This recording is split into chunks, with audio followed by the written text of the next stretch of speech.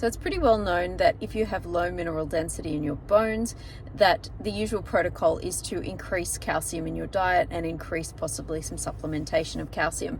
But what about vitamin D? Why is this often also prescribed at the same time? So vitamin D and calcium have a really strong relationship in the body. And that's because vitamin D is actually going to help us increase the amount of calcium that we have available in our body and in our bloodstream. There are other things that are involved in this mechanism too, but I'll mainly explain why vitamin D is so important here. What we first need to understand here is when our body is alerted to the fact that our calcium levels are low, there are a couple of mechanisms that are going to happen. Our parathyroid gland is going to start pumping out something called parathyroid hormone, and this is going to do a couple of things in the body. One of them is it's going to cause us to start producing more of this thing called alpha-1 hydroxylase, which is an enzyme. And that is going to start converting some special cholesterol in our cell membranes to active vitamin D. What's cool to also note here is when we're exposed to the sun, this mechanism also occurs. So once vitamin D has been activated, it's then going to go to our gut, and it's going to basically stimulate the production of more of these special little protein channels. And their main job is to basically take the calcium that's going through our gut that we've possibly just eaten, and it's going to start reabsorbing more so that it gets into our bloodstream and effectively increases the calcium levels in our bloodstream. Active vitamin D is also going to go to the kidney, and it's going to basically tell the kidneys that if there's any calcium that would have ended up in the urine, we want to get that into the bloodstream, so reabsorb the calcium that's in the little kidney nephrons. This will also increase our blood calcium levels.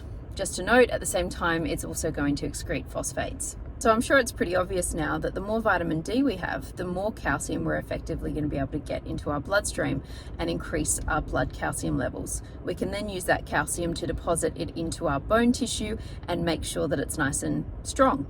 So another interesting point in this topic as well is the role of parathyroid hormone. So the parathyroid gland is located at the back of the thyroid gland, and essentially it's going to start pumping out parathyroid hormone when our levels of calcium are low and also when our vitamin D levels are low.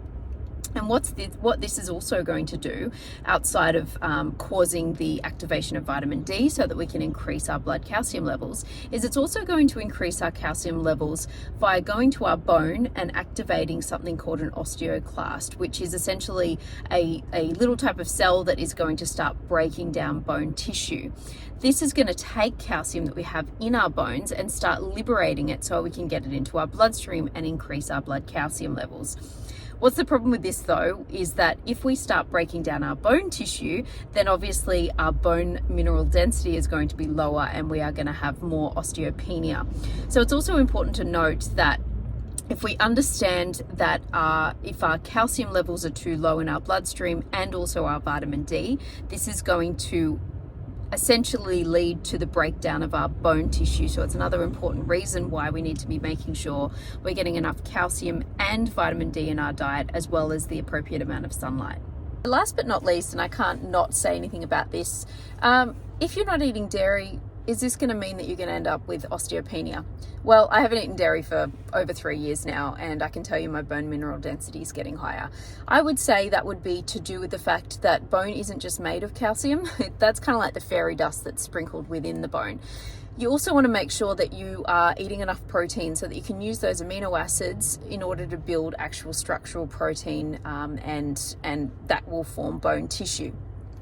What I also want to point out is that you can get calcium from other sources outside from dairy. You can also get it from the little bones that you find in small fish. So think sardines, tinned salmon. You can get little bones that are quite edible, and I personally really like them. You can also get it from bone broth if you make your own bone broth, and of course the calcium and all those beautiful minerals are going to be leached from the bones and will end up in the bone broth. Something that can really help there as well is if you add apple cider vinegar when you're actually making it yourself. This will help with the leaching of the minerals from the bone. The other thing I want to point out as well is that egg yolks are a really great source of vitamin D, so that's worthwhile noting too. And obviously getting the appropriate amount of sunlight is really important for activating the vitamin D as well.